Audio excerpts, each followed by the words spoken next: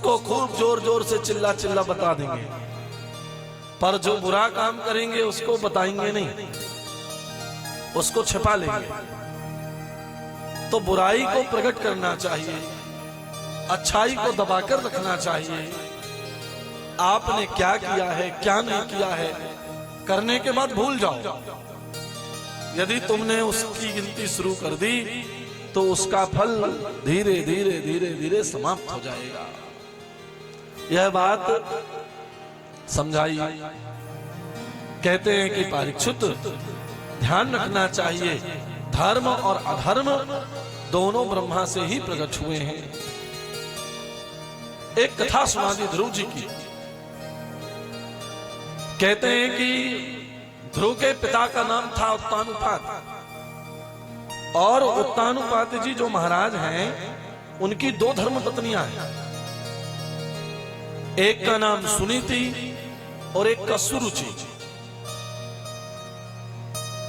सुरुचि का अर्थ होता है इंद्रियां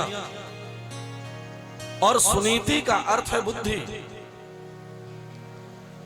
तो जो इंद्रियों के वश में रहता है, जो इंद्रियों से वशीभूत होता है, वह अपनी बुद्धि का प्रयोग कभी कर ही नहीं सकता। जिसकी इंद्रियां शांत होंगी वही बुद्धि जगा सकता है, बुद्धि का प्रयोग कर सकता है। अब ज्यादा खाने वाले को कह दो कि भैया काम करो, तो वो काम करेगा क्या? कभी ना कर पाएगा। ज्यादा खाने वाले को तो फिर थोड़ी देर के लिए आराम चाहिए, और जहां वो आराम में गया तो थोड़ी देर आराम यहाँ हो गया, तब तक काम का समय निकल गया।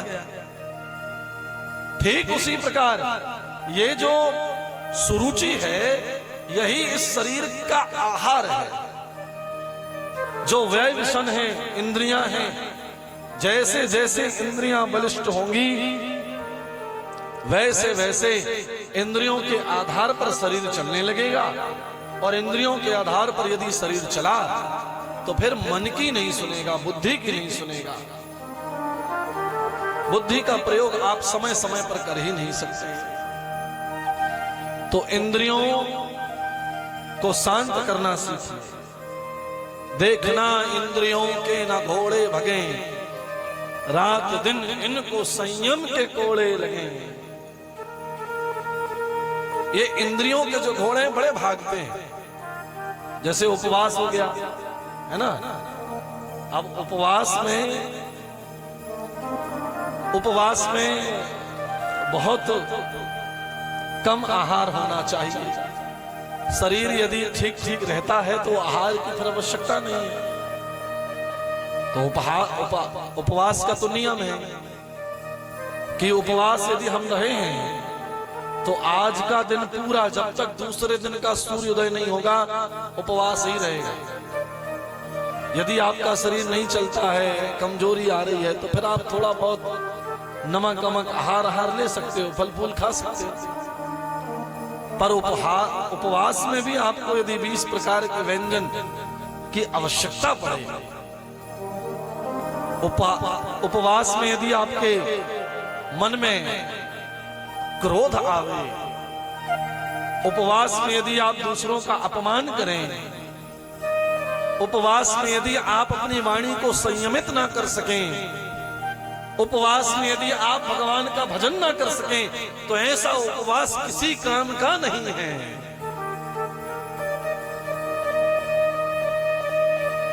कल हमारे पास एक फोन आया कथा के उपरांत, तो उन्होंने हमसे कहा, साधु जी सीताराम ये आजकल बड़ा ट्रेड में है। हमने कहा सीताराम, तो उन्होंने कहा आपने साधु जी क्यों नहीं बोला?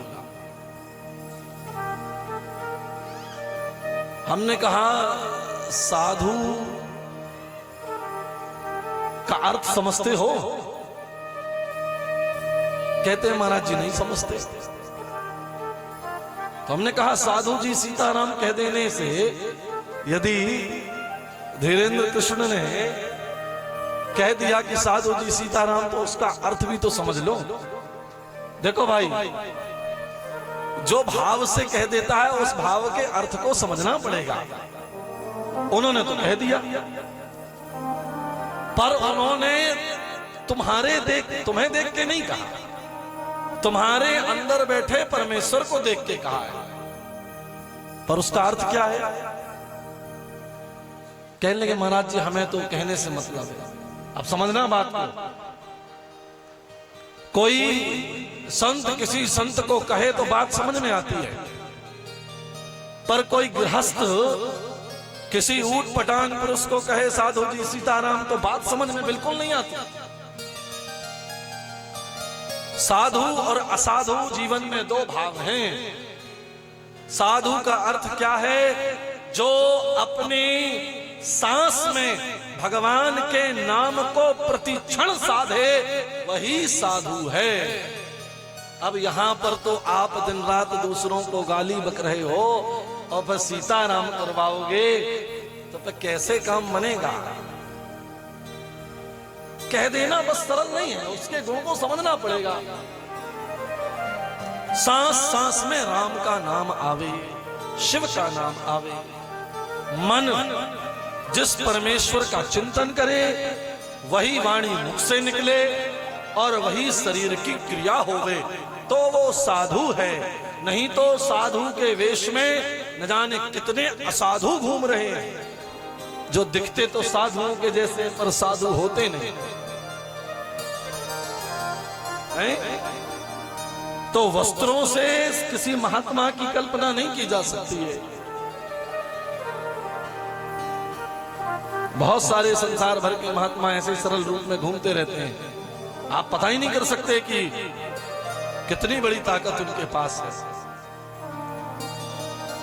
अभी हम केदारनाथ की यात्रा पर थे, बीते कुछ महीनों में। तो जब केदारनाथ से लौट के आए,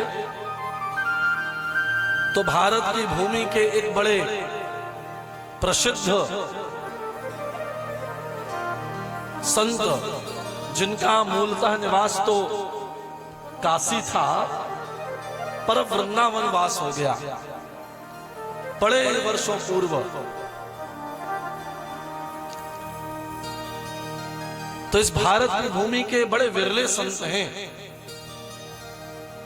श्री प्रेमानंद जी महाराज। अब प्रेमानंद जी महाराज भारत की भूमि के एक ऐसे संत हैं जिनकी किडनियां लगभग 19 सालों से फेल हैं, दोनों। तो उन्होंने अपनी एक किडनी का नाम रखाया है कृष्ण और एक का नाम रखाया है राधा। डॉक्टरों ने कह दिया कि आप 3-4 साल से ज्यादा जीवित नहीं रहेंगे, पर भगवान के भजन में वो बल है कि 19 साल बीत गए और महाराज श्री लोगों को अपने ज्ञान का उपदेश दे रहे हैं। साधु किसी से कोई मांगने की प्रवृत्ति नहीं है। आश्रम का कोई भी प्राणी किसी के द्वार पर मांगने की इच्छा को लेकर नहीं जाता। जो आकर दे जावे आश्रम में वह ग्रहण करते हैं। नित्य भगवान का भजन परिक्रमा होती है। तो जब मैं केदारनाथ से लौटा, तो सत्य घटना बता रहा हूं, तो मैं अपने सिद्धेश्वर धाम में भगवान का भजन पूजन करके आराम कर रहा था। तो मेरे कान में पता नहीं किस महात्मा ने आके कोई मंत्र सुना दिया। अब जैसे ही मुझे मेरे कानों में मंत्र मिला, तो मैं चक्कर में पड़ गया। मैं बार बार नेत्र बंद करूं, मुझे मंत्र तो दिखे पर मैं बोल ना पाऊं उस मंत्र को। बड़े दिनों तक मेहनत करता रहा कि शायद वो मंत्र मैं बोल लूं, पर संभव नहीं हो पाया। फिर मैं एक दिन भगवान शिव के समीप बैठा धोने में, तो मैंने भगवान से पूछा, मैंने कहा प्रभु आपकी माया का बड़ा अद्भुत स्वरूप है, आपने तो मुझे भ्रम में डाल दिया, अब इस भ्रम से आप ही दूर कर दीजिए। तो भगवान ने ऐसी एक अद्भुत लीला रची, भगवान ने मुझे स्वप्न में आकर ऐसी प्रेरणा दी कि वृंदावन में जो ये प्रेमानंद जी महाराज हैं, एक काशी के हैं, और तुम जाकर इनका दर्शन कर आओ, सो तुम्हें उस मंत्र के बारे में पता चल जाएगा। मेरे मन में जागृति आ गई। मैंने सोचा कि अब प्रेमानंद जी का दर्शन, सत्य घटना है ये बिल्कुल। फिर मुझे लगा किसी संत के द्वारे जाते हैं तो खाली हाथ नहीं जाते हैं, तो क्या किया जावे, क्या किया जावे, क्या किया जावे। हमने पूछा प्रभु उनके लिए क्या ले जावें, खाली हाथ जाना ठीक नहीं। तो भगवान ने पुनः प्रेरणा दी, तुम एक माला लो, माला का जाप करो, जब जाप तुम्हारा वह उतनी संख्या में पूरा हो जाएगा तो वृंदावन में जाकर उन्हें वो माला पहना देना, तुम्हारा मनोरथ सिद्ध हो जाएगा। तब से वह चिंतन चल ही रहा है। और ये बात हमने अपने आचार्य जी को बताई। हमने कहा वो मंत्र ही याद नहीं आ रहा है। उन्होंने कहा महाराज जी जब मिलेगा तो अपन कर लेंगे। तो यही जीवन साधुओं का है। जब तक साधुता का अर्थ यह है कि आपके मन में, वाणी में, आपके आचरण में भगवान का भाव सदैव सतत चलना चाहिए। जब तक वह भगवान का भाव चलेगा नहीं मन, वाणी और चित्त में, क्रिया में, तब तक साधु कहने बस से काम नहीं बनने वाला। तो उत्तानुपात जी महाराज बड़े उत्तम विचारधारा के तो हैं, नाम ही उत्तानुपात है। पर उनकी जो दो धर्म पत्नियां हैं, सुनीति और सुरुचि, तो सुरुचि से हुए उत्तम और सुनीति से हुए ध्रुव। एक दिन बड़ी आश्चर्यजनक घटना हुई। प्रियव्रतो उत्तानुपादो सतः रूपापते सुतः वसुदेवस्या कलया रक्षयम् जगतः स्थितौ जाये उत्तानुपादयस्यः सुनीति सोरुचुत्यः। महाराज उत्तानुपात सिंहासन पर बैठे हैं। बड़े ध्यान से सुनना। सिंहासन का अर्थ क्या होता है पता है? कुर्सी का अर्थ ही है अहंकार, है? सीट का अर्थ ही है अहंकार। जो सीट में बैठ जाता है ना वो अपने आप को मालगुजार समझने लगता है। सही है कि नहीं है? तो इंद्र के पास भी एक सीट है। वो सोचता है कि हम पूरे संसार भर के मालगुजार हैं, पर जो वास्तव में मालगुजार है संसार का, वो सांप के ऊपर सो रहा है खींच के चद्रा पर, और शेष की सैया पर सोकर शेष भगवान के आश्रय में। बड़ी अद्भुत कथा है। जो सिंहासन है वह अहंकारी है। इसलिए सुखदेव जी ने जब परीक्षित को कथा सुनाई तो किसी सिंहासन पर बैठकर नहीं सुनाई, एक पत्थर का आश्रय लिया, उस पत्थर पर बैठ गए, परीक्षित जी नीचे बैठ गए और कथा प्रारंभ हो गई। जब तक जीवन में अहंकार रहेगा परमात्मा की प्राप्ति न हुई है, न होगी, न हो सकती है। जीवन से अहंकार को समाप्त कर दीजिए, परमात्मा मिलेगा। और परमात्मा को प्राप्ति के लिए संतों की शरण में जाना पड़ेगा। बड़ी अद्भुत बात है। क्या कहते हैं? ध्रुव जी पिताजी को देखते हैं कि सिंहासन पर बैठे हैं। पिताजी को देखकर सिंहासन पर बैठे हैं तो ध्रुव जी को लगा चलकर सिंहासन पर हम भी बैठ जाएं। पहुंच गए, कहने लगे पिताजी एक तरफ भैया बैठे हैं उत्तम जी, तो दूसरी तरफ हम बैठ जाएं।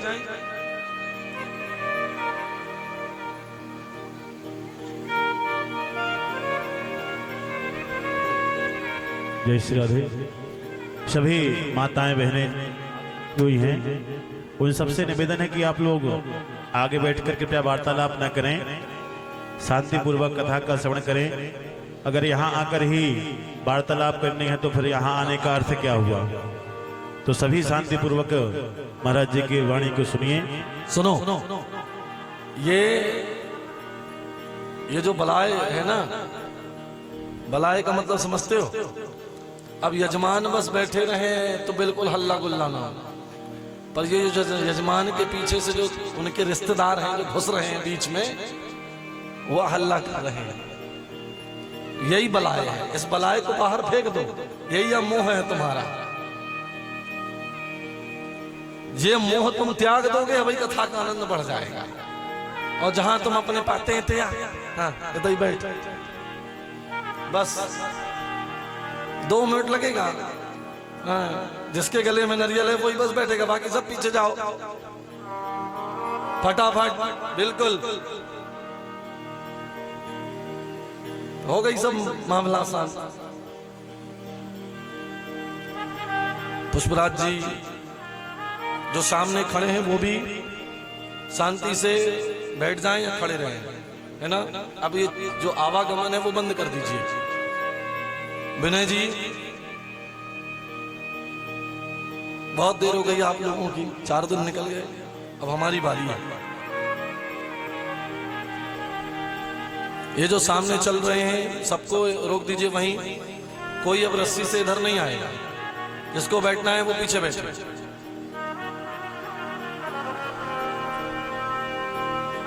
और सामने जो आप लोग भी चल फिर रहे हो, आप लोग भी बैठ जाओ। हाँ, अपना अपना स्थान ले लो, कोई खड़ा नहीं रहेगा हमारे सामने। अब श्री कृष्ण गोविंद हरे मुरारी, हे नाथ नारायण वासुदेव,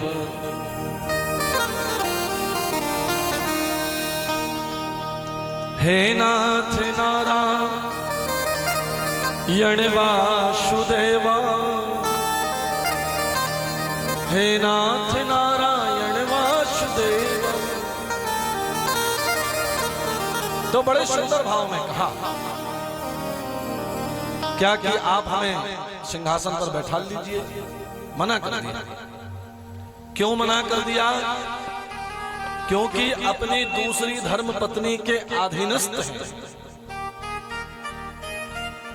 दूसरी धर्म पत्नी का नाम है सुरुचि,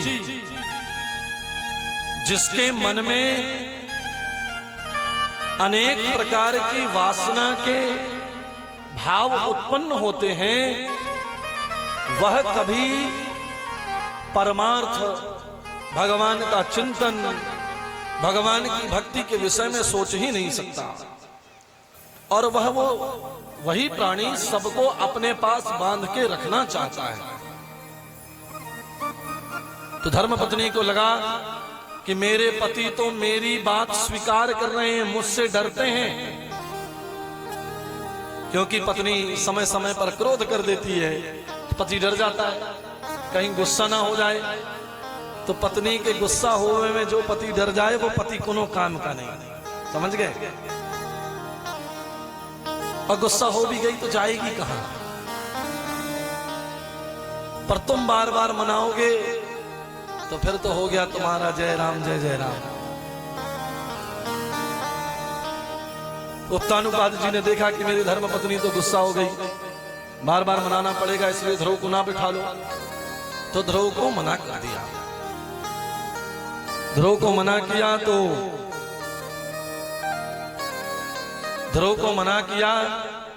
तो ध्रुव जो है, ध्रुव शांत होकर, बड़े दुखी होकर स्थान से प्रस्थान करने लगे। तो सुरुचि ने ध्रुव से एक बात और कह दी, सुनो ध्रुव, तुम्हें सिंहासन पर बैठना है, वह सिंहासन इतना सरल नहीं है।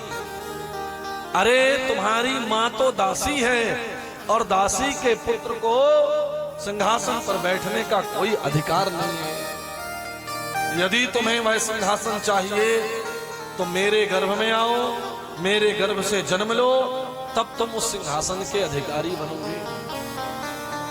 ध्रुव रोने लगे। ध्रुव रोने लगे। ध्रुव रोदन करते करते करते करते अपनी मैया के समीप पहुंच गए। मां ने ध्रुव को रोते हुए देखा तो सुनीति ध्रुव से पूछती है, ध्रुव तुम क्यों रो रहे हो? तो ध्रुव जी ने कहा, मां मुझे दूसरी मैया ने कहा है कि मुझे यदि सिंहासन पर बैठना है तो मुझे पहले तो मरना पड़ेगा, फिर मरकर जन्म लेना पड़ेगा, तब मैं उस सिंहासन पर बैठने का अधिकारी हूं। तो क्या एक बात बताओ, क्या पिताजी मेरे नहीं है? क्या ये राज्यपाठ मेरा नहीं है? ये घर मकान मेरा नहीं है? अरे मैंने तो आपके गर्भ से जन्म लिया और आप पिताजी की धर्मपत्नी हैं, तो इनमें तो सहज अधिकार मेरा भी हुआ। पर मुझे मैया ने ऐसे शब्द क्यों कहे? देखो अब बड़ी उत्तम बात है। यदि मैया चाहती तो कह देती, ध्रुव वो तुम्हारी दूसरी मां है और तुम उससे अब द्वेष कर लो। पर जब हमारे मन में भगवान का चिंतन चलता है तो चिंतन का जो फल है वो बहुत अद्भुत होता है। भगवान का भजन करने वाला कभी किसी का बुरा तो सोच ही नहीं सकता। यदि भगवान का भजन करने वाला किसी का बुरा सोच रहा है तो फिर वह भजन नहीं कर रहा है। भगवान कब मिलते हैं? परीक्षित ने पूछा। सुखदेव जी महाराज कहते हैं, सुन, भगवान ज्ञान से नहीं मिलते हैं, भगवान यज्ञ करने से भी नहीं मिलते हैं, भगवान कथा पुराण सुनने से भी नहीं मिलते हैं। भगवान की प्राप्ति तो संतों के चरणों की धूल में लौटने से मिल होती है, उसके अतिरिक्त नहीं हो सकती। जो भक्त संतों के चरणारविंद में बार बार लौटता है उसी को भगवत प्राप्ति हो जाती है। ध्रुव तुझे सिंहासन चाहिए? बिल्कुल, पर यह सिंहासन किसी काम का नहीं। मां तो कौन से सिंहासन पर बैठूं? देखो मां ने कितनी सुंदर बुद्धि का परिचय दिया। मां कहती है, तेरे पिता के पास जो सिंहासन है वो किसी राजा से जीता हुआ है। जब तक तेरे पिता के शरीर में बल है तब तक वो सिंहासन उनके पास है। अब उदाहरण मुख्यमंत्री का ले लो। यदि मुख्यमंत्री सोचे कि हमसे बड़ा कोई नहीं है, सरकार बदल जाएगी तो मुख्यमंत्री भी बदल जाएगा। फिर पार्षद में आ जाओ, विधायक में आ जाओ। पहले कोई और विधायक था, अब कोई और है, आगे कोई और रहेगा। अभी सरपंच कोई और है, कल कोई और था, परसों कोई और रहेगा। तो ये सिंहासन का लोभ बड़ा भयंकर है। यदि लोभ करना है जीवन में परीक्षित, तो भगवान के नाम का लोभ करो। जिसके जीवन में भगवान के नाम का लोभ है उससे बड़ा संसार में कोई धनवान नहीं है। भगवान के नाम का लोभ करो। ये सिंहासन ना ऐसे 1760 सिंहासनधारी बैठे रहा थी यहाँ की कथा में ऐसे। और बनाया किसने? तुम्ही लोगों ने वोट दबा दी, अंगूठा धर दिया तो बन गए। जिस दिन तुम अंगूठा धरना बंद कर दोगे और जिस सिंहासन भी चला जाएगा, तो पावरफुल कौन है? वो कि तुम ही तो हो पावरफुल। तो अपने पावर को समझो, सदुपयोग करो, भगवान का भजन करो। कहते हैं, ध्रुव सुन, इस सिंहासन को छोड़, एक सिंहासन और है। कौन सा? भगवान का। कैसे मिलेगा? तपस्या से। मां कब करनी पड़ेगी तपस्या? ध्रुव, जब तेरा मन भगवान के प्राप्ति के लिए समर्पित हो जावे तभी तपस्या में निकल जाए। ध्रुव कहते हैं मां मुझे वही सिंहासन चाहिए, मैं अभी जाना चाहता हूं। 5 साल की आयु है ध्रुव की, और 5 साल की आयु में मैया ने ध्रुव को तपस्या के लिए भेज दिया। और आपकी संतान 18 साल की हो गई, 20 साल की हो गई, 25 साल की हो गई, तब भी पे आपका मोह नहीं छूटना है। जो माता पिता अपने संतान के अवगुणों के ऊपर पर्दा डालते हैं या उन्हें छिपाते हैं, वह माता पिता अपने संतान के ही शत्रु हैं। सबसे पहले अपने संतान के अवगुणों पर पर्दा ना डालकर दंड दीजिए, तो आपकी संतान की बुद्धि सुधर जाएगी। तुरंत अपने पुत्र का मार्ग बना दिया। सुनो, जाओ तपस्या करोगे, भगवान मिलेंगे, भगवान की भक्ति से सिंहासन मिल जाएगा, तुम्हारा कल्याण हो जाएगा। ध्रुव जी प्रस्थान कर गए, जंगल में गए। जंगल में जाकर तपस्या करने का जो आग्रह था वह माता के कहने पर पूरा करने वाले हैं। कहते हैं कि मां मैं जाकर क्या करूंगा। मां ने बड़ा सुंदर उत्तर दिया। कहते हैं ध्रुव तू चला जा, जब तू जाएगा तो भगवान तेरा खुद प्रतिनिधित्व करेंगे, तुझे खुद रास्ता दिखा देंगे। ध्रुव जी वन की ओर बढ़े, नारद जी मिले। नारद जी ने देखा ये तो उत्तम महाराज के भाई और उत्तानुपात के पुत्र ध्रुव हैं। पूछे ध्रुव कहां जा रहे हो। कहते हैं आप कौन हैं? आप भगवान हैं। यदि आप भगवान हैं तो हम आपको बारंबार प्रणाम करते हैं। नारद जी ने कहा मैं भगवान नहीं हूं, मैं तो भगवान का दास हूं। कहते हैं तो भगवान कहां मिलेंगे?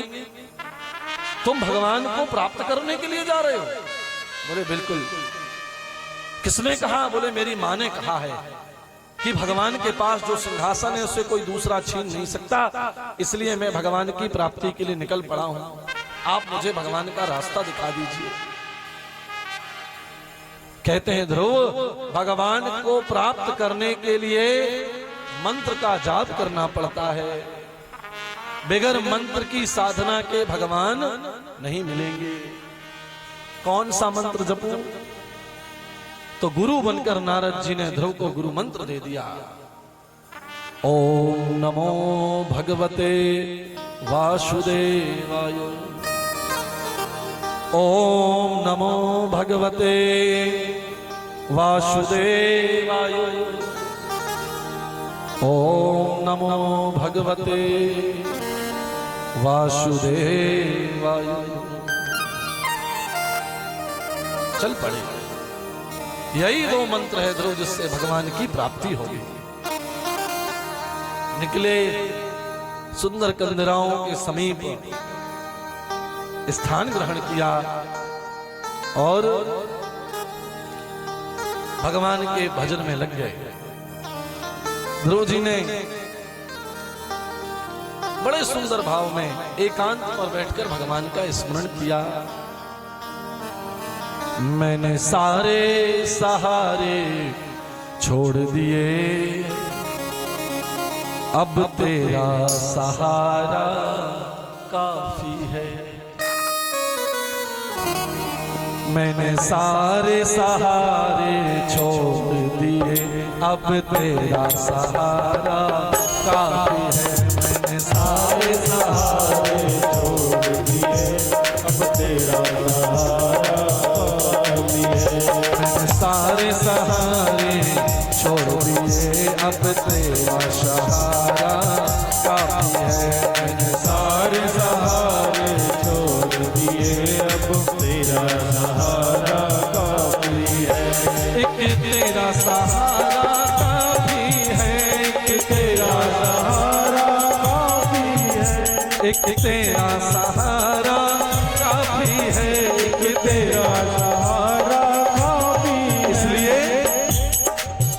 संसार के लोगों से आसाना किया करना, जब याद कोई जब कोई न हो अपना, राधा नाम लिया करना।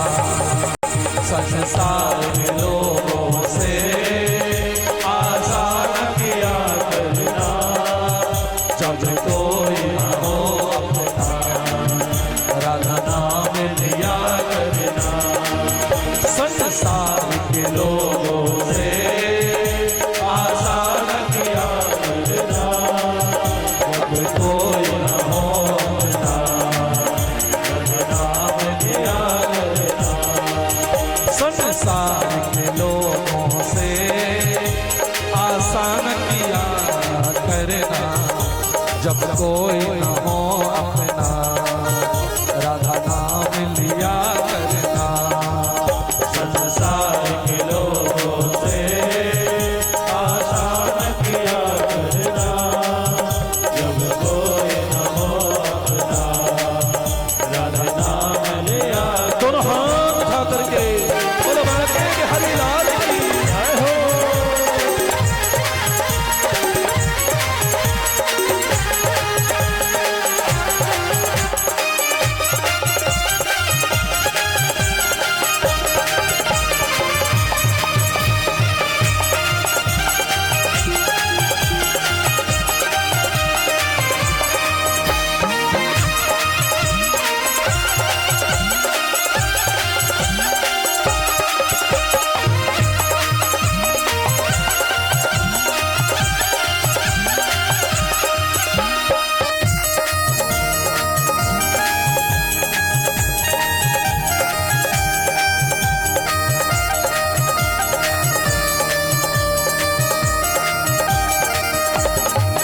जीवन के समुंदर में तूफान भी आते हैं, जीवन के समुंदर में तूफान भी आते हैं।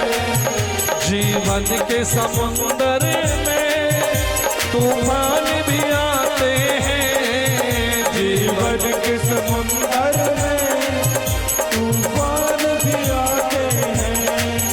जो हरि को भजते हैं हरि उनको पाते हैं, जो हरि को भजते हैं हरि उनको पाते हैं।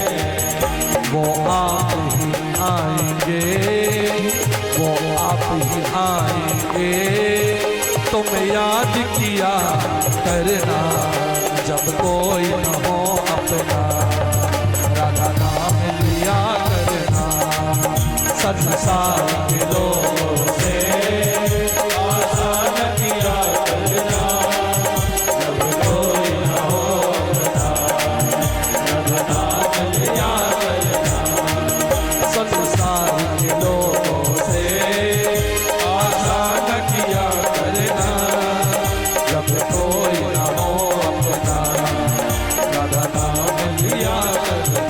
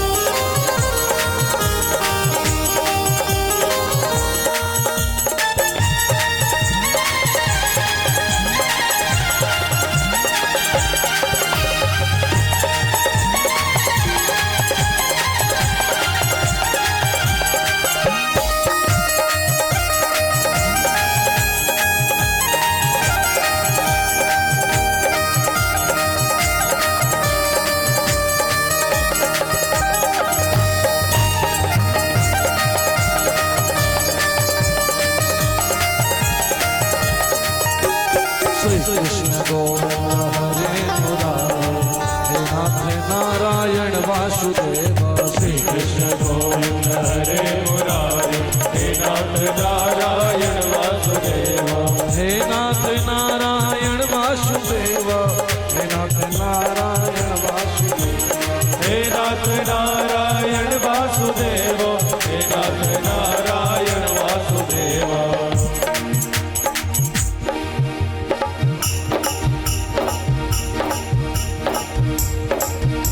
बताओ कि पर्दे में कब तक छिपोगे।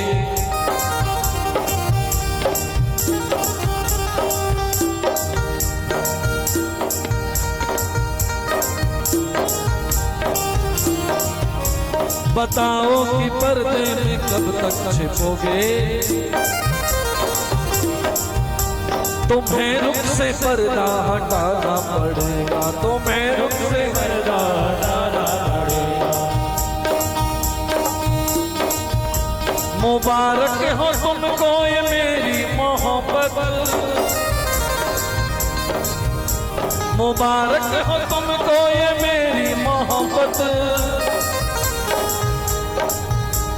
तुम्हें सामने मेरे आना पड़ेगा, तुम्हें सामने मेरे आना पड़ेगा, तुम्हें सामने मेरे आना पड़ेगा, तुम्हें सामने मेरे आना पड़ेगा, तुम्हें सामने मेरे आना पड़ेगा।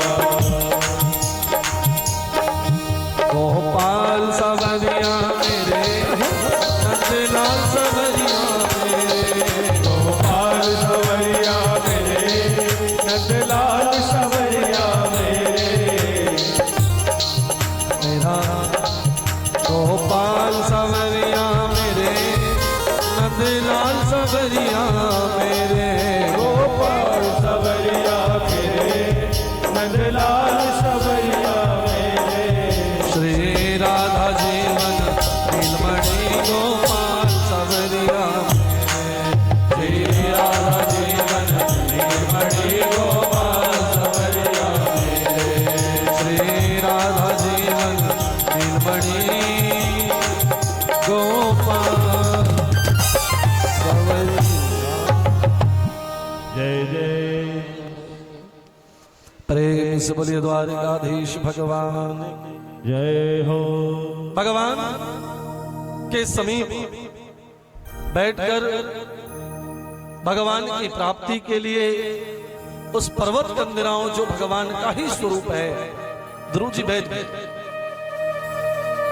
ध्रुव जी ने एकांत में भगवान का बड़ा अद्भुत कीर्तन गाया। कहते हैं नमो भगवते वासुदेवायो। आज किसी ने हमसे एक प्रश्न पूछा है, शायद फोन पे आया, दिखाओ। प्रश्न इसी बात को लेकर है। हमारे बीच के शरद विश्वकर्मा जी ने कुछ प्रश्न किए हैं, तो हमने कहा इनका उत्तर हम आपको कथा के माध्यम से देंगे। तो उन्होंने प्रश्न किया कि ये जो जाप है जो ध्रुव जी ने किया, ओम नमो भगवते वासुदेवाय, ये एक ऐसा महामंत्र है, इस मंत्र से सारे मनोरथ सिद्ध हो जाते हैं। यदि कोई पुरुष या स्त्री इस मंत्र का जाप 7 दिन तक रात और दिन अखंड कर दे, तो स्वर्ग में विचरण करने वाले सिद्ध जनों के दर्शन बड़े सहज हो जाते हैं, भगवान की प्राप्ति हो जाती है। तो उन्होंने प्रश्न किया कि माला का जाप किस माला से करना उचित रहता है ना?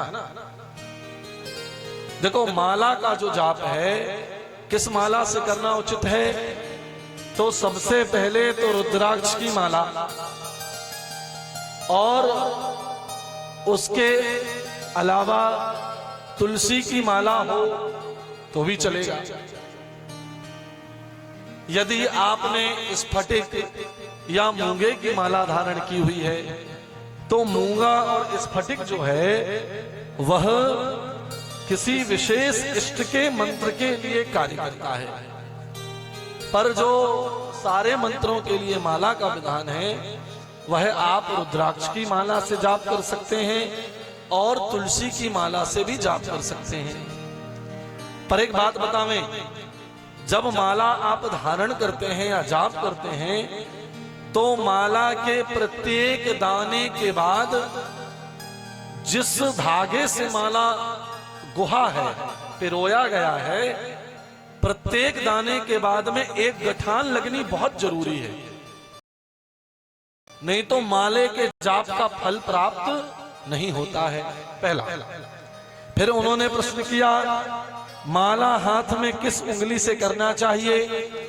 तो शिव महापुराण में इन चारों उंगलियों का वर्णन किया गया है, पर सर्वकाल संपूर्ण कार्यों की सिद्धि के लिए, शांति के लिए आप इस उंगली से, छिंगली के ठीक बगल वाली अनामिका उंगली से आप जाप करिए, आपको उस जाप का फल, संपूर्ण फल प्राप्त हो जाएगा। एक माला को कितने बार हम जाप कर सकते हैं?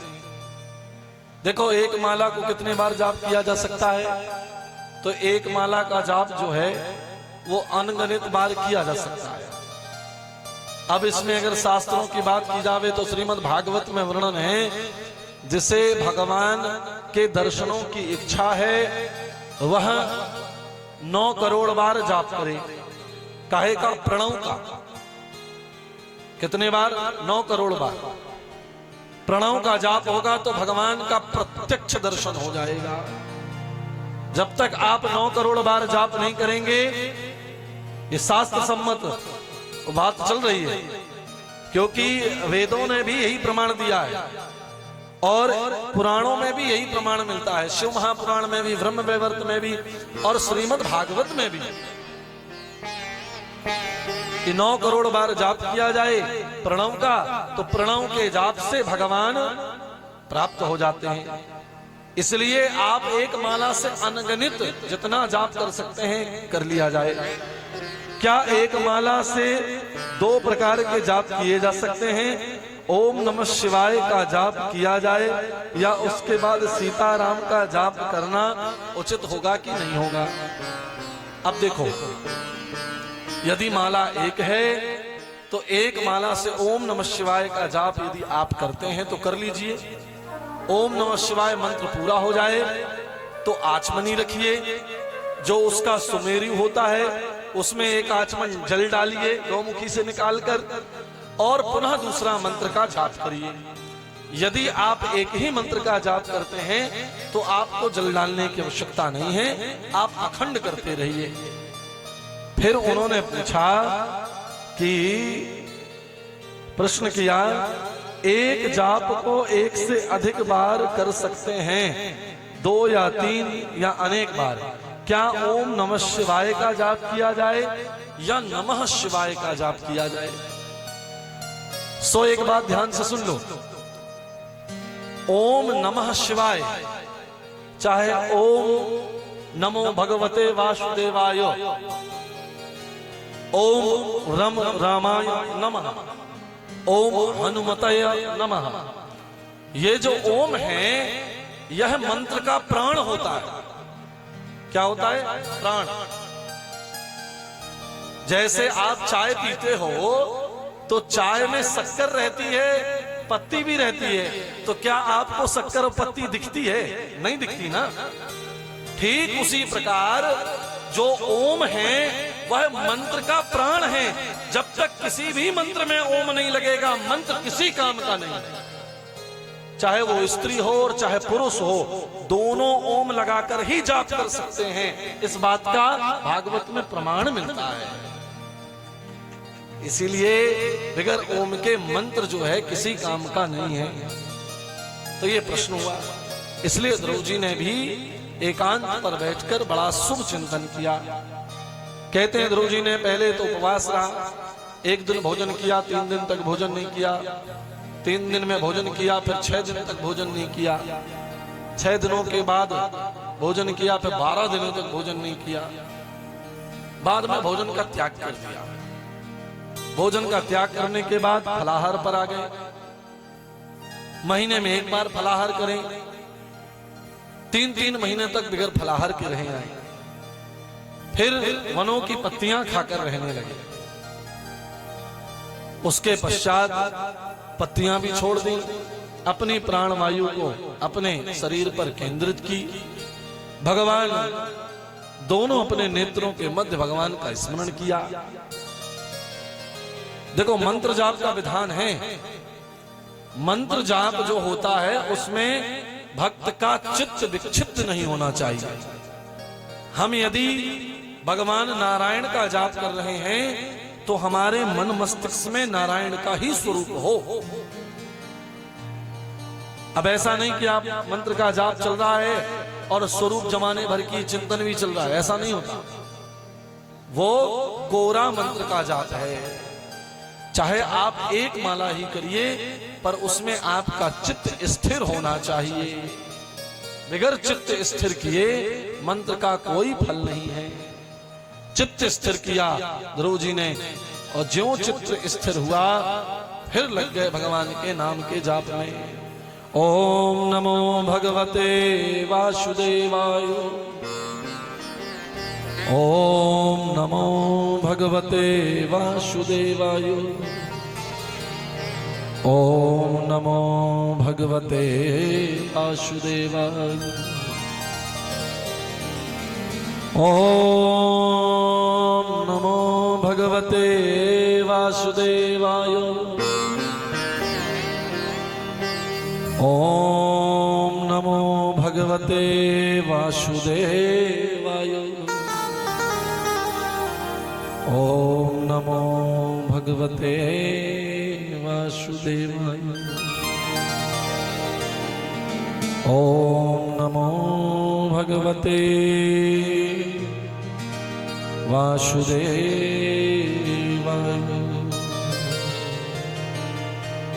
भगवान ने ज्यों-ज्यों ध्रुव के जाप को सुना भगवान बेचैन हो गए। यत्रो यतां भगवान हृदय स्मरणम ध्रुवः नीति सुनीति यथा। और ये ध्रुव की प्राप्ति, ध्रुव ने जो भगवान की प्राप्ति कर ली या करने वाले हैं, वो किसके बदौलत करने वाले हैं? परीक्षित ध्यान से सुनना।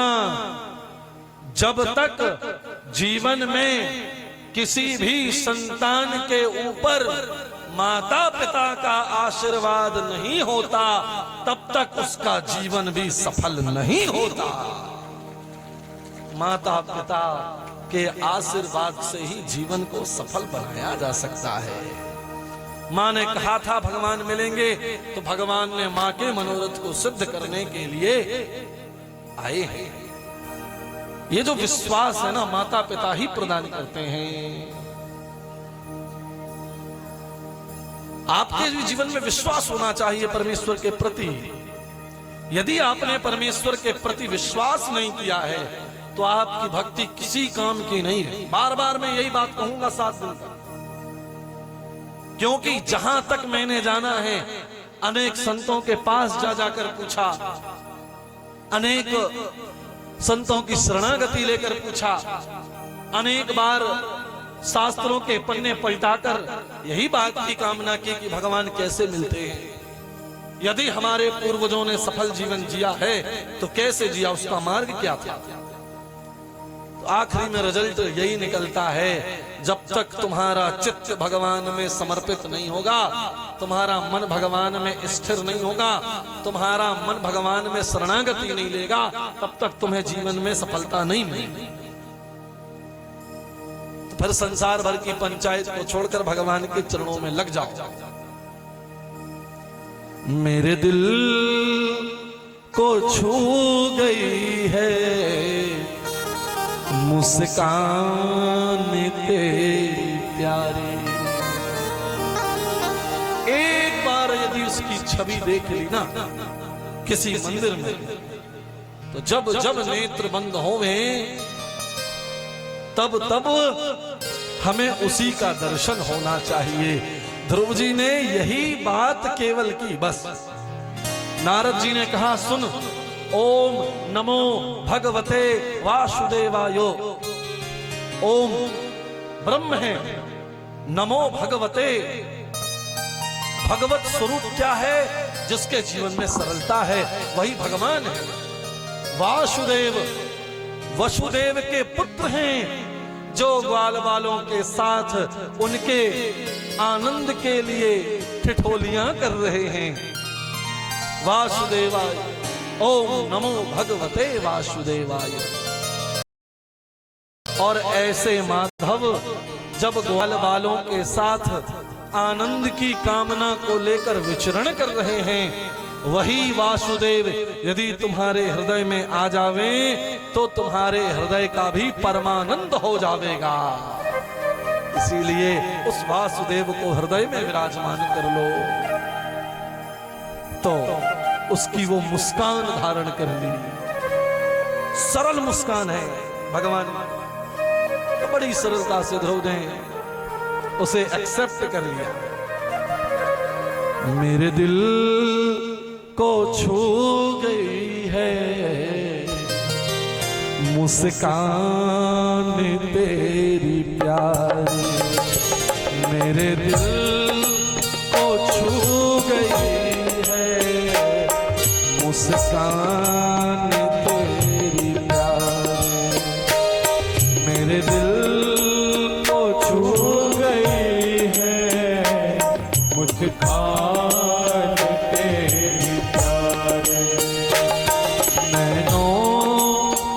बस गई है सुंदर छवि तुम्हारी, नैनों में बस गई है सुंदर छवि तुम्हारी, मेरे दिल को छू गई है मुस्कान तेरी प्यारी, मेरे दिल को छू गई है मुस्कान तेरी प्यारी। बड़े भाव से तालियों की सेवा करते हुए नेत्र बंद करके भगवान का स्मरण करिए।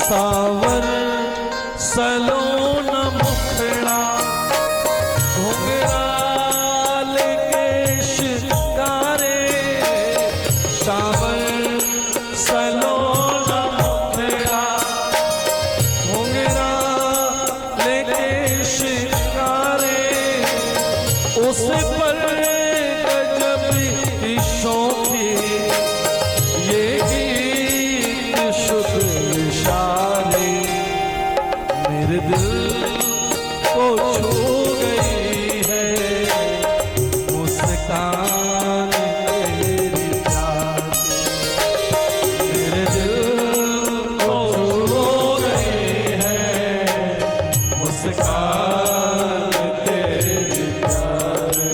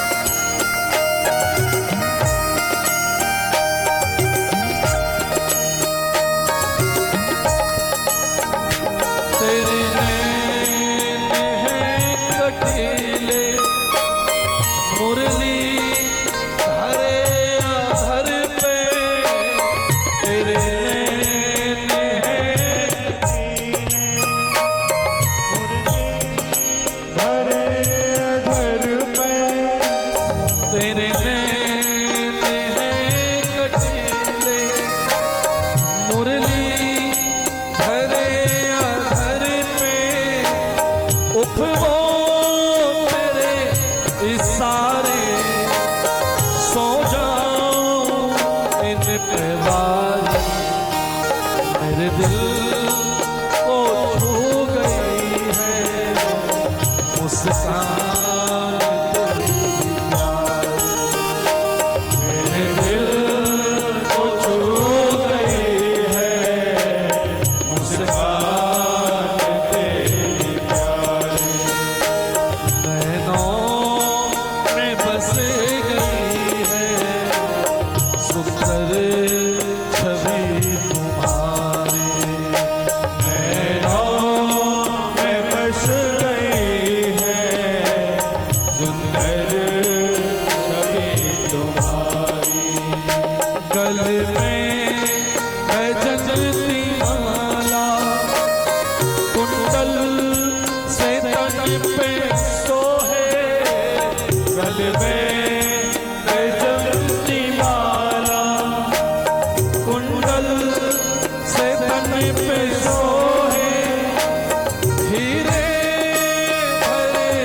आभूषण कांधे पे शोभे मेरे दिल को छू गई है मुस्कान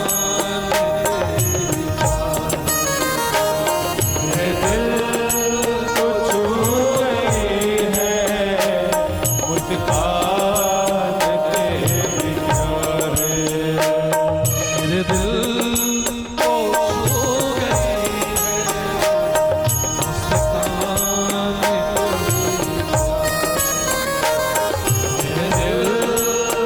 मेरे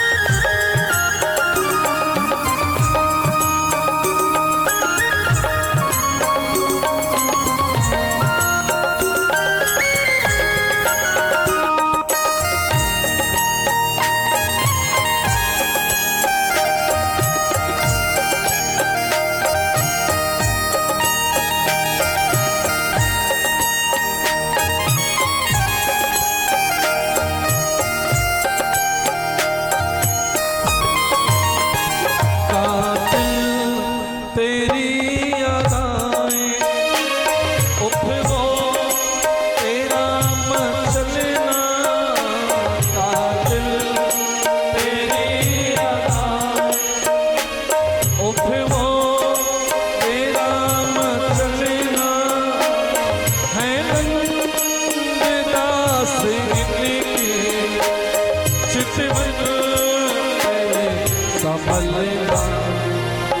मेरे दिल को छू गई है मुस्कान मेरे दिल को छू गई है मुस्कान तेरी प्यार मेरे दिल को छू गई है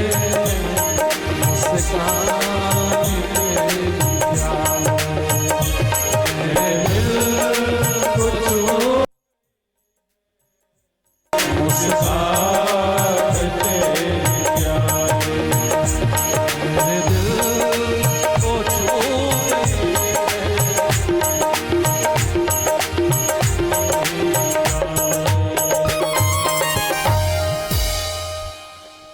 मेरे दिल को छू गई है मुस्कान तेरी। भक्त बार बार प्रयास करता है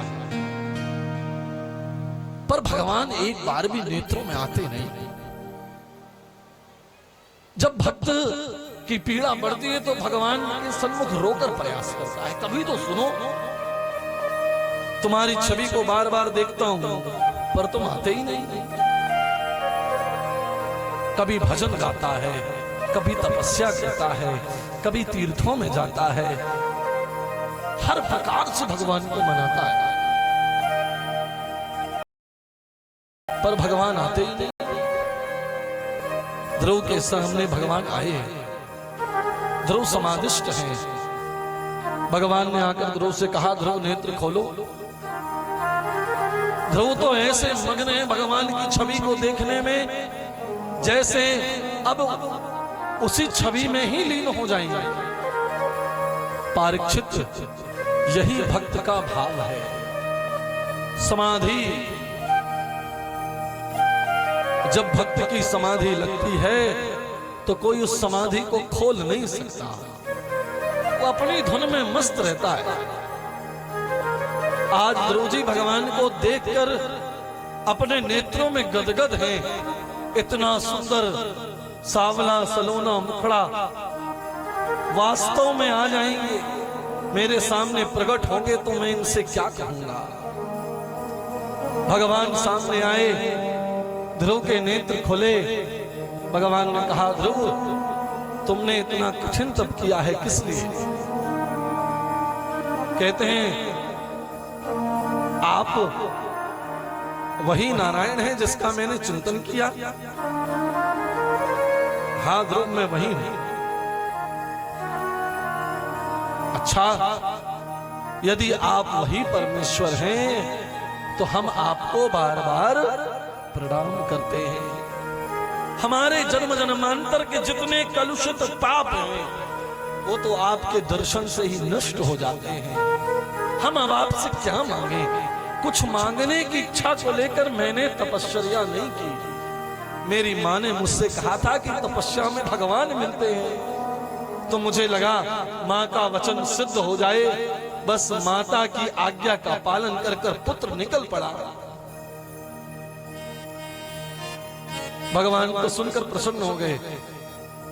अरे तेरी माँ ने तो ऐसे ही कहा था।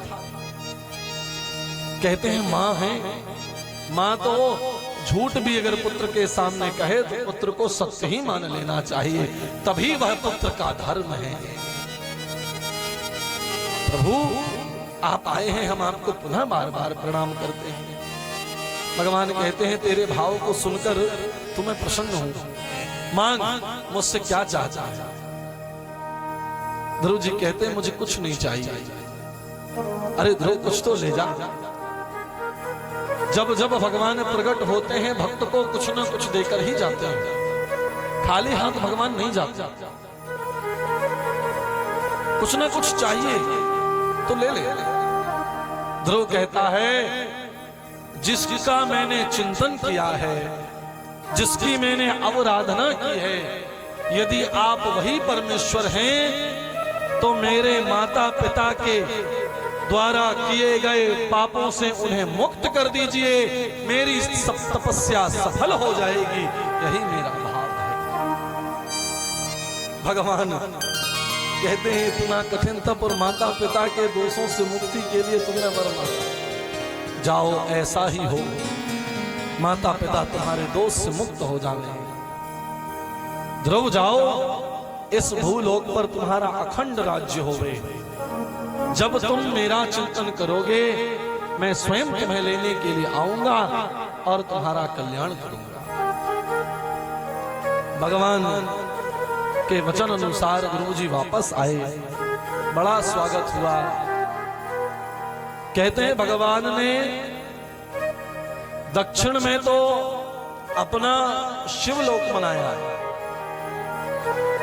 और उत्तर की ओर भगवान का विष्णु लोक है। उन दोनों लोकों के बीचों बीच 50 योजन ऊपर भगवान का गौलोक है और गौलोक से 100 योजन ऊपर भगवान ने अपने प्रिय भक्त के लिए एक लोक बनाया जिसका नाम था ध्रुवलोक।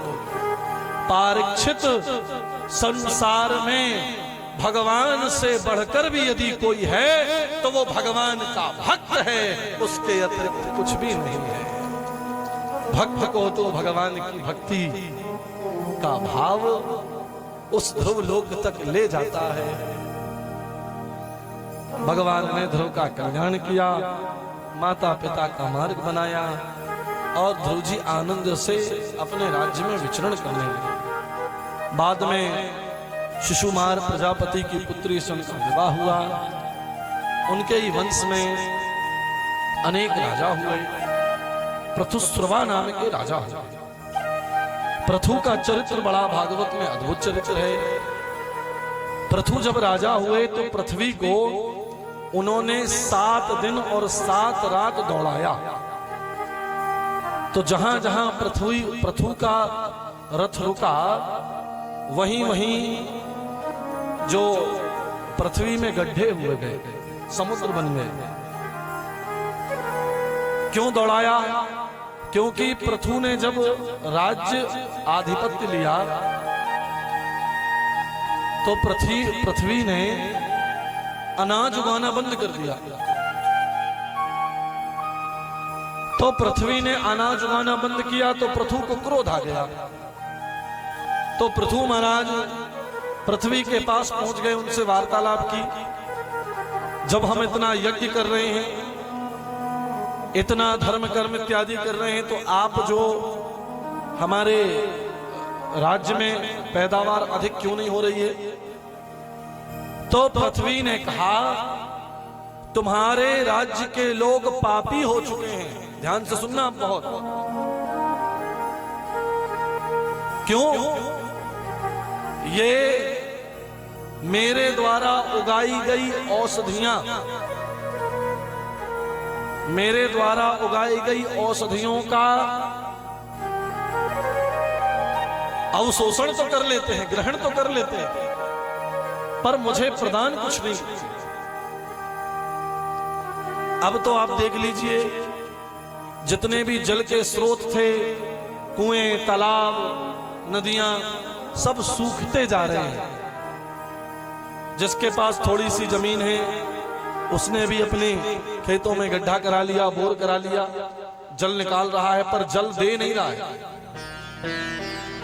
पृथ्वी जब जल लेगी नहीं तो वर्षा कैसे करेगी, आपको प्रदान कैसे करेगी? लोगों ने वृक्ष काट दिए, वृक्ष काट कर फैक्ट्रियां लगा ली, बड़े बड़े मकान बना लिए, पृथ्वी को छिन्न विच्छिन्न कर दिया। लोगों ने पहाड़ों को खोद दिया, पूरे पहाड़ छिन्न विच्छिन्न हो गए, जंगलों को काट दिया। और जब इस प्रकार पृथ्वी का आप शोषण करोगे तो पृथ्वी फिर आपको दंड प्रदान करेगी। तो पृथु को क्रोध आया। बाद में पृथु की आज्ञा अनुसार पृथ्वी ने वरदान दिया कि आप जैसा चाहते हैं हम वैसा कार्य करेंगे। और पृथु के यज्ञ करने के पश्चात पृथ्वी ने वरदान दिया कि जब तक आप यज्ञ करते रहेंगे तब तक हम आपको ये सब औषधियां प्रदान करेंगे।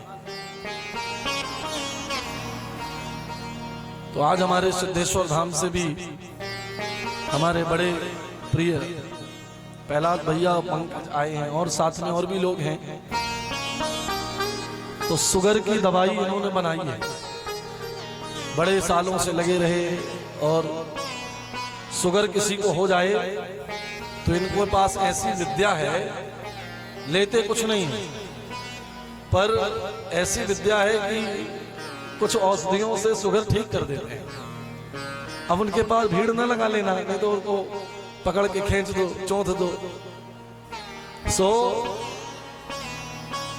ये भी एक बहुत अच्छा प्रश्न है कि जब हम रोगों से ग्रसित हो जाए। एक बात और सुनिए, इस भूमंडल पर जो कुछ भी उगा है वह व्यर्थ का नहीं उगा है। भागवत में वर्णन आता है कि इस पृथ्वी पर जो घास फूस तिनका भी उगा है वो किसी ना किसी रोग की दवा है।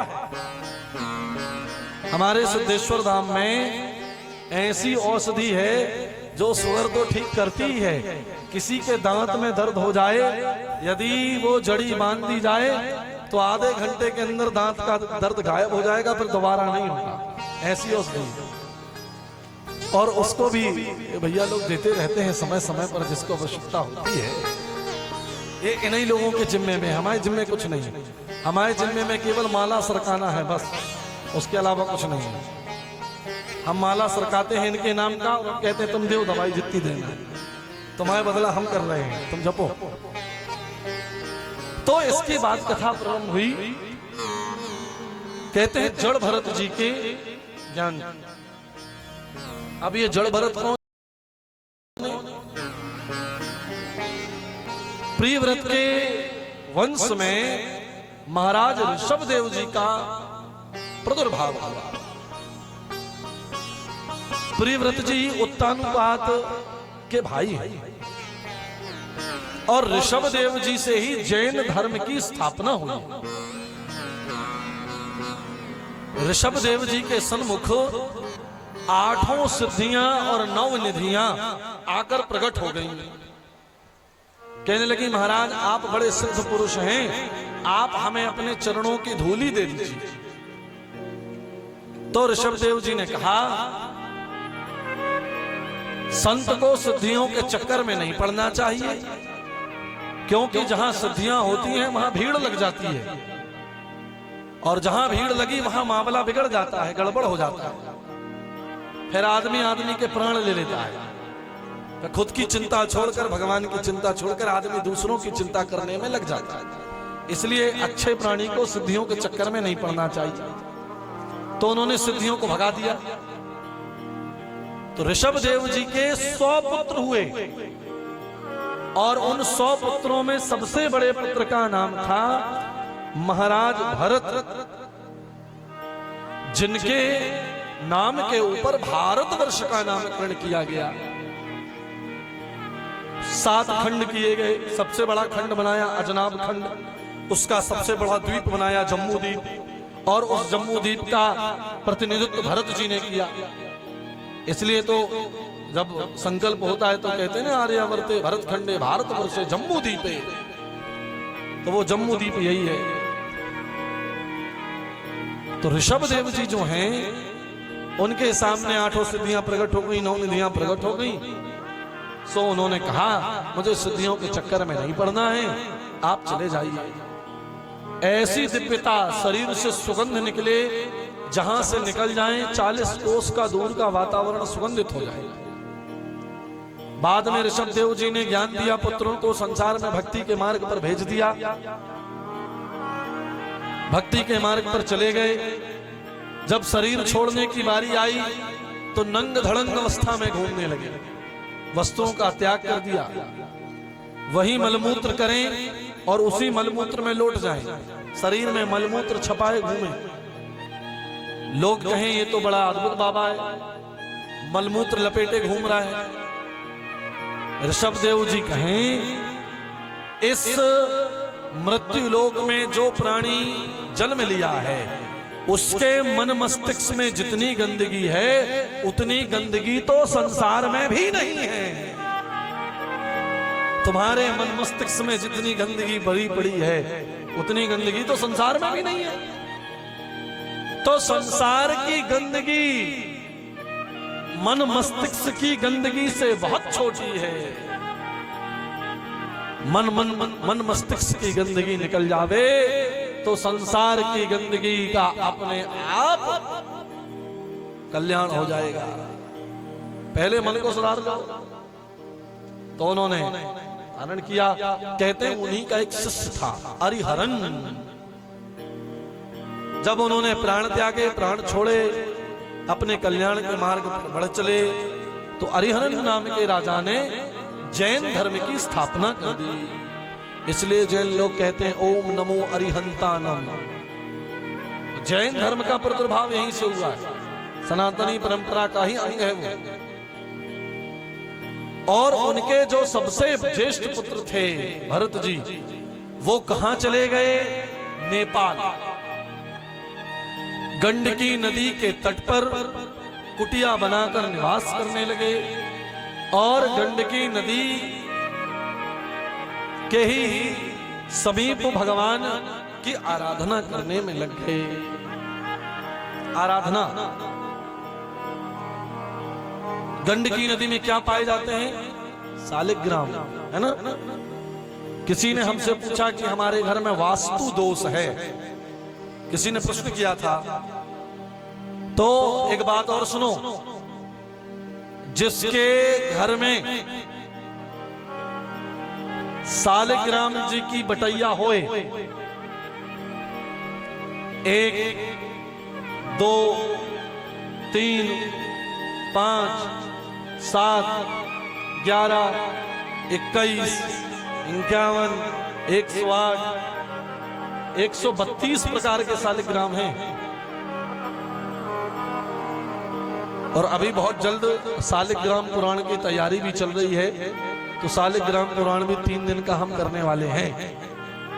केवल विष्णु की ही चर्चा होगी और सबसे पहले हमारे सिद्धनाथ सरकार सालिग्राम पुराण सुनने वाले हैं, उसके बाद संसार भर के लोग सुनेंगे।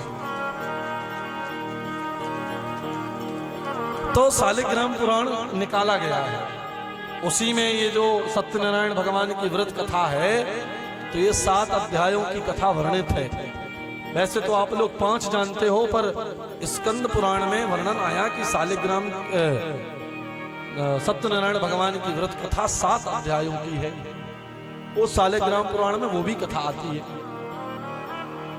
तो जिसके घर में सालिग्राम शिला होती है, सालिग्राम शिला को स्नान कराकर जो भक्त उनके चरणोदक का नित्य पान करता है, उसके घर में वास्तु दोष हो ही नहीं सकता। समझ गए? अब मन में बिल्कुल संदेह ना हो, भगवान के पास तुम सब कुछ छोड़ दो। और एक बात सुनो, पति पत्नी की बात ना सुन रहा हो, पत्नी पति की बात ना सुन रही हो, बच्चे अलग अलग भाग रहे हो, परिवार में बहुत कलह मचा हो, आप दूध केसर को मिलाइए, उसमें गुलाब की पत्तियां डाल लीजिए और सालिग्राम भगवान का नित्य अभिषेक करिए। उस अभिषेक का चरणोदक परिवार को पिला दीजिए। महीने भर के भीतर सारे परिवारजनों की बुद्धि सुधर जाएगी। और बुद्धि सुधरी तो तुम्हारे घर में शांति हो गई। बहुत सरल रास्ता है, बहुत सरल। ना मंत्र, ना जंत्र, ना यंत्र। वैसे भी हम मंत्र ज्यादा बताते नहीं, क्योंकि मंत्र बताने का कोई फायदा है नहीं, क्योंकि मंत्र के लिए नियम जरूरी है। जब तक नियम नहीं होगा तब तक मंत्र भी काम नहीं करेगा। तो नियम जरूरी है। सालिग्राम जहां मिलते हैं गंडकी नदी में, वहां जाकर तपस्या की। क्यों गए? सालिग्राम जी की एक कथा है। एक समय भगवान विष्णु अपने लोक में मंद मंद मुस्कुरा रहे थे। उतने में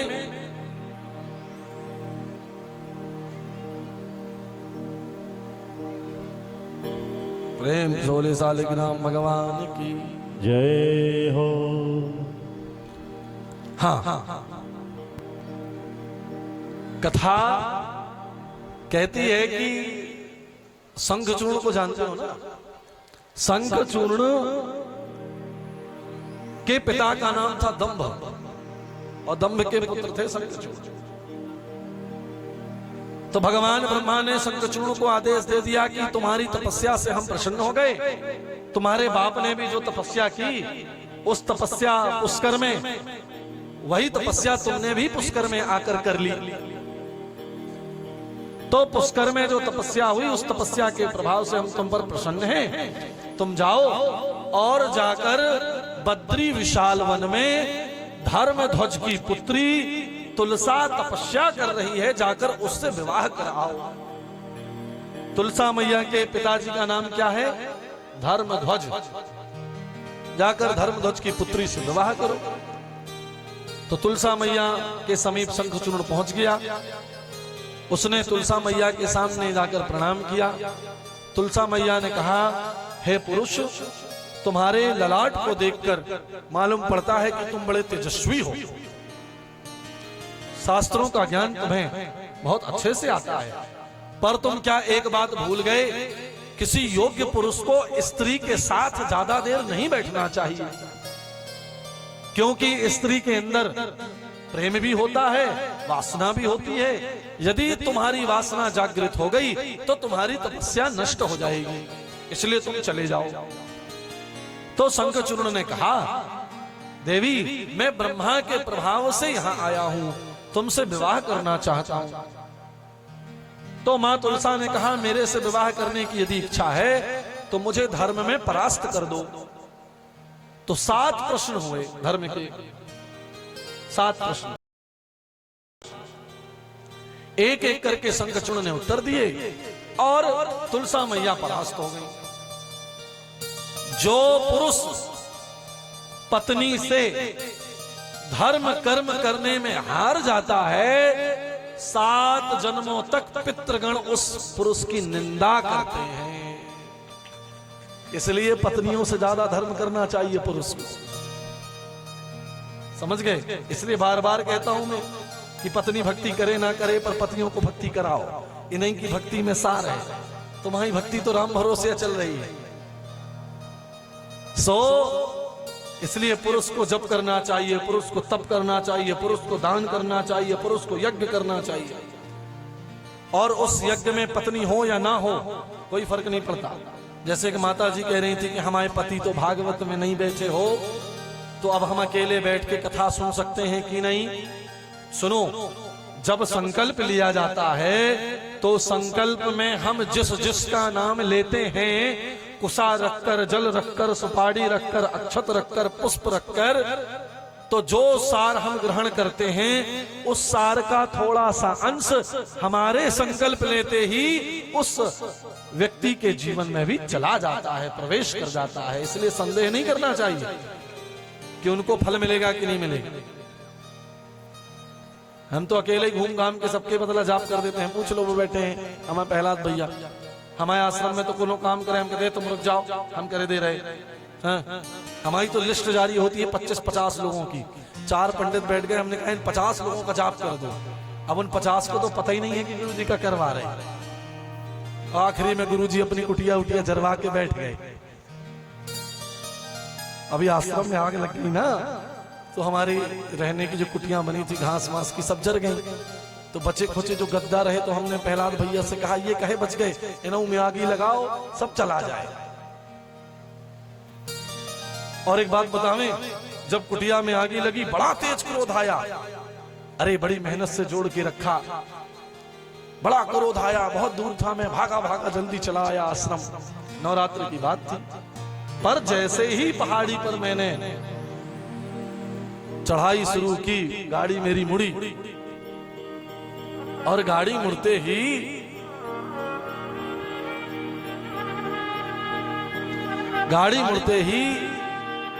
मैंने मेरे मन का सारा क्रोध समाप्त हो गया।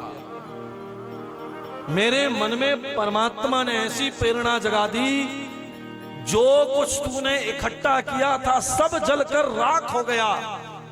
इसका मतलब समझ ले, जीवन में तू जो कुछ भी इकट्ठा करेगा वो तेरे साथ जाने वाला नहीं है। इसीलिए जोड़कर कुछ नहीं मिलना, सब छोड़ दे।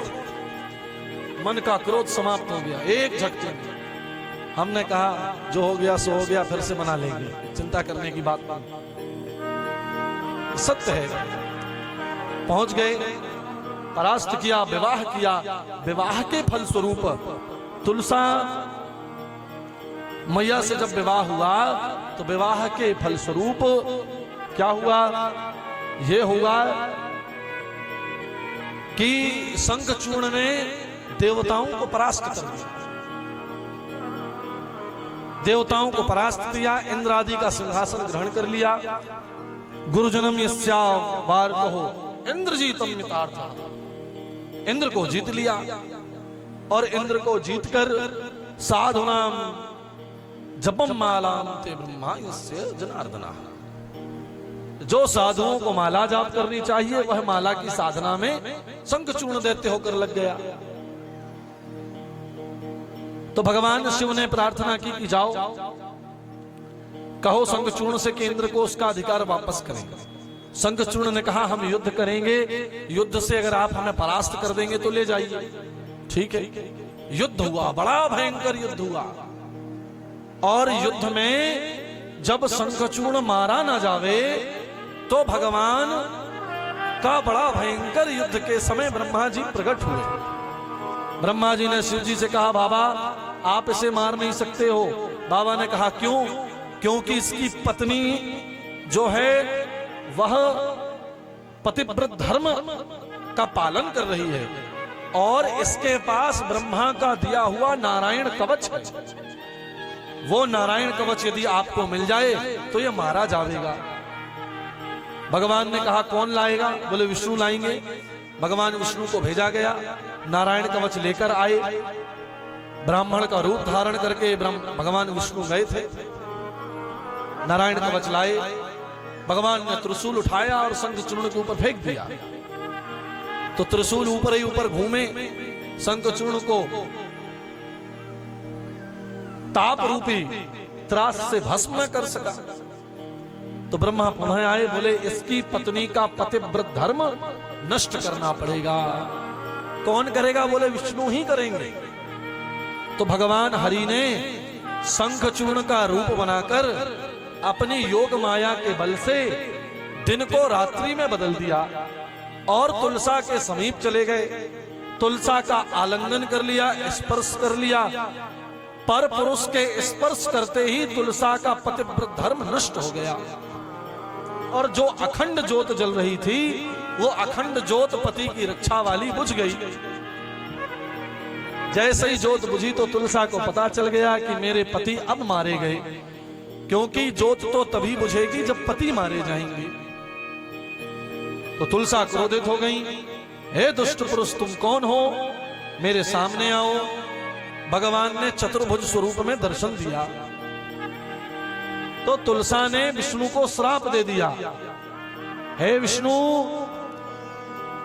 जिस प्रभाव से तुमने मेरे पति को दुख दिया और वो मारे गए, उसका कष्ट मेरे जीवन में भी आया है। तुमने पाषाण की भांति, पत्थर की भांति कार्य किया है, इसलिए जाओ हम तुम्हें श्राप देते हैं कि तुम भी पाषाण हो जाओ, पत्थर हो जाओ। तुलसा के ही श्राप से भगवान हरि पाषाण हो गए, पत्थर हो गए। भगवान शिव प्रकट हो गए क्योंकि शिव ने ही त्रिशूल चलाया था। तुलसा को आकर उसके दुख को दूर किया। तुलसा तुम चिंता मत करो, निश्चित है तुम्हारा जो भाव है वह प्रत्यक्ष होगा, तुम्हारा श्राप सिद्ध होगा और तुम कलिकाल आते आते विष्णु की प्राण प्रिया बनोगी। इसलिए भगवान शिव जी को तुलसा दल जब चढ़ाया जाता है तो बेलपत्र चढ़ जाता है, बेलपत्र के ऊपर तुलसी दल चढ़ाया जाता है। सीधे सीधे तुलसी जी भगवान शिव को नहीं चढ़ाई जाती, बेलपत्र के ऊपर रखी जाती है, उसके ऊपर पुष्प रखा जाता है। और उसी श्राप से भगवान विष्णु वही तुलसा गंडकी नदी बनकर इस कलिकाल में प्रकट भई और उसी गंडकी नदी के समीप भगवान हरि पत्थर के रूप में प्रकट भई। भगवान ने कहा, जैसे तुम्हें शिव ने कष्ट दिया है वैसा ही कष्ट तुम्हारे विष्णु को भी होगा। तुम्हारी नदी से पैनी दांत के असंख्य कीड़े निकलेंगे जो पत्थर के भाग को रोच रोच कर खाएंगे और जो हृदय बचेगा वही इस संसार में शालिग्राम शिला बनकर प्रकट हो जाएगा। तो जो हृदय है वह शालिग्राम की शिला है। तो गंडकी नदी के समीप भरत जी तपस्या कर रहे हैं। यत्रो तपस्या से जनो नाशम स्थितो न जननी भृतः। एक दिन भरत जी सूर्य को अर्घ देने के लिए गंडकी नदी पर पहुंच गए। एक हिरणी वहां जल पीने के लिए आ गई। हिरणी आई तो हिरणी जल पी रही थी, इतने में पीछे से किसी सिंह ने जोर से गर्जना कर दी। तो सिंह की गर्जना को सुनकर हिरणी व्याकुल हो गई। उसके गर्भ में बालक था। बालक की रक्षा के लिए हिरणी भयभीत हुई तो उसने गंडकी नदी में छलांग लगा दी।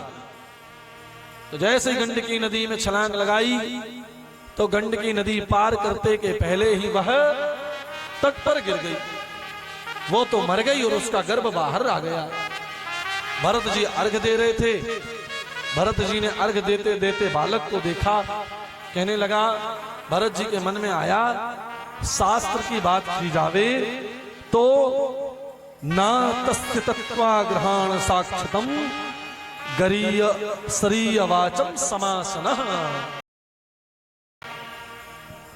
मैं इसका माता भी हुआ, पिता भी हुआ, क्योंकि मेरे अतिरिक्त इस जीव को देखने वाला कोई नहीं है। अब इसकी रक्षा का दायित्व तो मेरा है। तो उसे उठाकर आश्रम ले गए, सेवा करने लगे और बच्चों की भांति पालने लगे। समय बीता तो भरत जी का मोह हिरणी के बच्चे से ज्यादा हो गया। जब हिरणी के बच्चे से अधिक हुआ तो हिरणी का जो बच्चा था वो भरत जी के इर्द गिर्द घूमने लगा। समय बीता, जो पूजा 8 घंटे होती थी दिन में, वो 7 हो गई, फिर 5 हो गई, फिर 3 हो गई, फिर 1 घंटे होने लगी और फिर धीरे धीरे पूजा होना ही बंद हो गई। एक दिन बड़ी आश्चर्यजनक घटना हुई। एक दिन ऐसा हुआ कि हिरणी जो है, हिरणी का जो बच्चा है, वह जंगल में अपनी जाति वालों के साथ भाग गया। और ज्यों वो भागा, सो भागते ही भरत जी को दुख हो गया। मेरा बालक कहां गया, मेरा बालक कहां गया, मेरा बालक कहां गया, मेरा बालक कहां गया। बड़े दुखी हो गए और दुख के प्रभाव में आने से बीमार पड़ गए। बीमार हुए तो शरीर जर्जर हो गया और अंत में प्राण निकल गए। जना देहनम स्वयं शातम।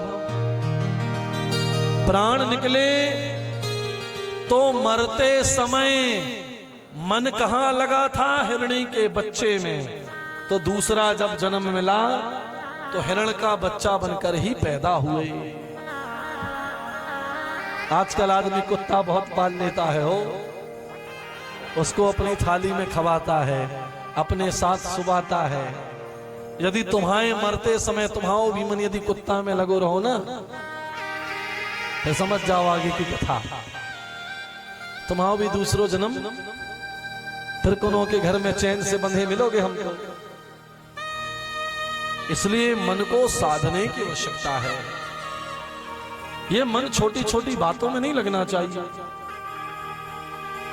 मन तो मायावी है और समायावी मन को संभाल कर रखना चाहिए। ये इंद्रियां हैं और इंद्रियों को वश में रखना चाहिए। सो भरत जी हिरणी बनकर हिरण बनकर उत्पन्न हुए। जब हिरण बनकर जन्म लिया तब याद आया, अरे दादा रे बड़ा गड़बड़ हो गया।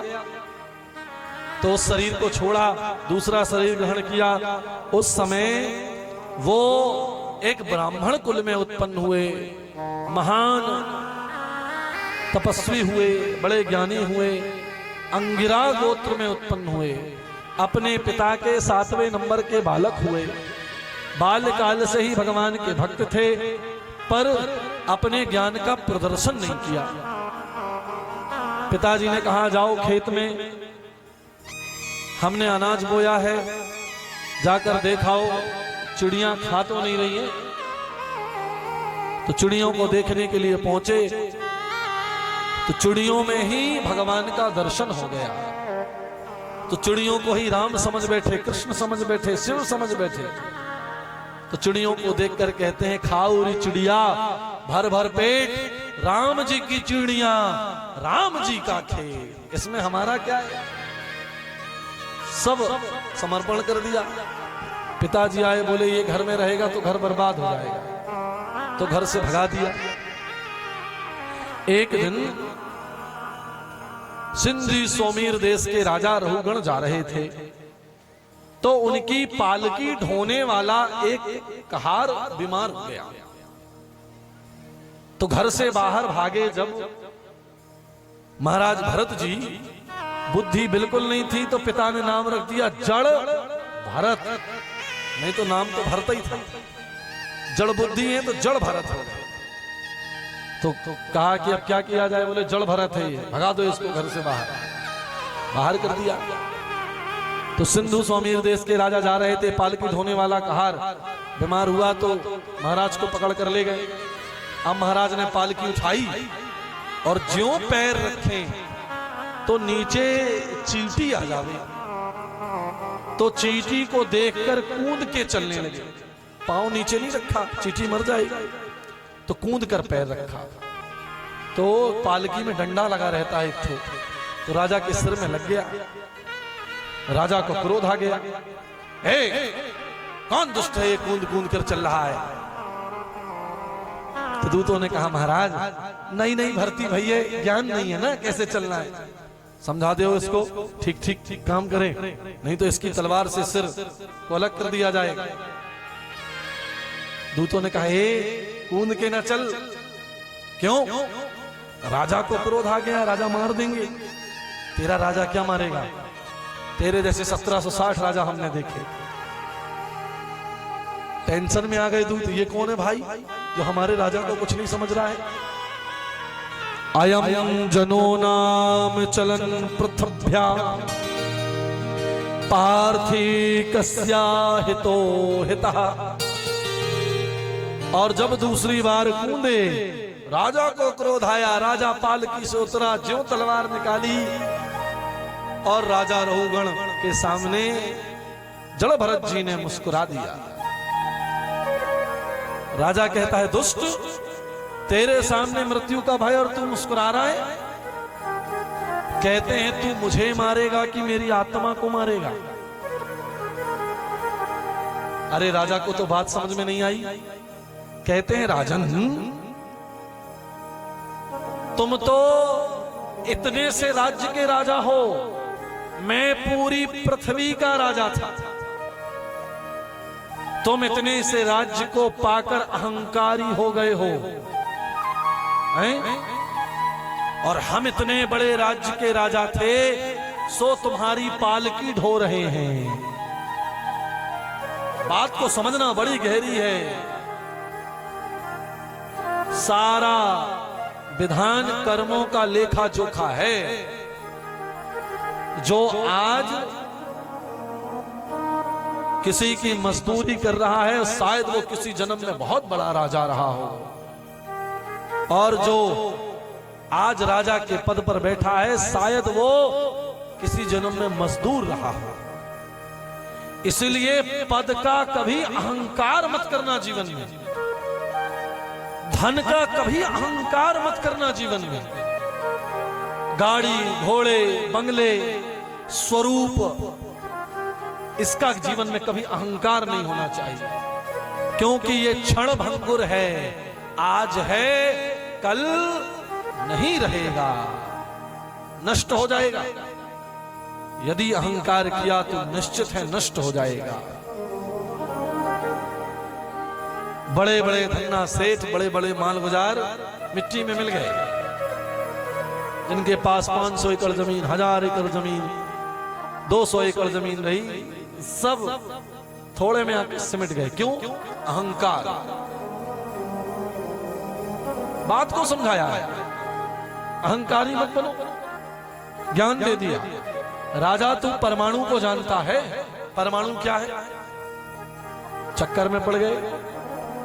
कहते हैं अणु मिलकर ही परमाणु का निर्माण करते हैं। ये अणु क्या है? छोटे छोटे पुण्य कर्म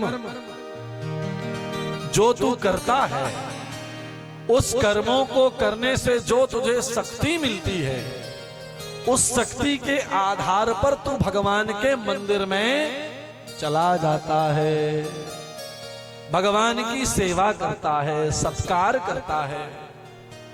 तुझे मनुष्य तन मिला है तो इसमें तुझे अभिमान करने की आवश्यकता नहीं है। यदि तूने किसी मंदिर का निर्माण करा रखा है, यदि तू किसी मंदिर में भंडारा करा रहा है, यदि तू किसी मंदिर में सेवा दे रहा है, तो ये तेरा धर्म है, क्योंकि उसने तुझे पैदा किया है। जब वो तुझे पैदा कर सकता है तो तू उसके धर्म का भी निर्वाह कर सकता है। ये तेरा धर्म है, इसमें अहंकार नहीं, कोई अहंकार नहीं होना चाहिए। करने कराने वाले सब परमेश्वर हैं। यदि अहंकार तेरे जीवन में होगा तो तेरा जीवन नष्ट हो जाएगा। अरे राजन, जीवन कैसे चलता है? जैसे यदि चावल को एक पात्र में बिगल जल डाले रख दिया जाए तो अग्नि उसे तपाएगी पर खाने योग्य नहीं होगा। ठीक उसी प्रकार जब तक जीवन में हरि नाम कीर्तन नहीं होता, जीवन किसी काम का नहीं होता। तो हरि नाम कीर्तन करना चाहिए। वही वो जल है जो इस संसार के त्रास से मनुष्य को मुक्त कर सकता है। अरे राजा, तू तो ज्ञानियों की संगति में रहकर ज्ञान की बात कर रहा है, पर तेरे अंदर ज्ञान नहीं है। यदि तेरे पास में ज्ञान होता तो तू इस प्रकार की बात नहीं करता। कहते हैं राजा जो हैं वो चकित हो गए। अरे हमारी सेवा देने वाला कहार इतना बड़ा ज्ञानी निकला। चरणों में आश्रय लिया है। महाराज हमें माफ कर दीजिए, माफ कर दीजिए, बड़ी गलती हो गई, क्षमा कर दीजिए। क्षमा मांगी है। क्षमा मांगकर राजा रहुगण का उद्धार किया है और राजा रहुगण शरणागति लेकर अपने लोक को प्राप्त कर रहे हैं। प्रेम से बोलिए भागवत महापुराण की जय हो। हाराहू कान्हा पर तुझ पे भरोसा है, जीतूंगा एक दिन मेरा दिल ये कहता है। मेरे माझी बन जाओ, मेरी नाव चला जाओ, रोते को कान्हा तुम गले लगा जाओ। हारा हूँ कान्हा पर तुझ पे भरोसा है, जीतूंगा एक दिन मेरा दिल ये कहता है। हारा हूँ कान्हा पर तुझ पे भरोसा है, जीतूंगा एक दिन मेरा दिल ये कहता है।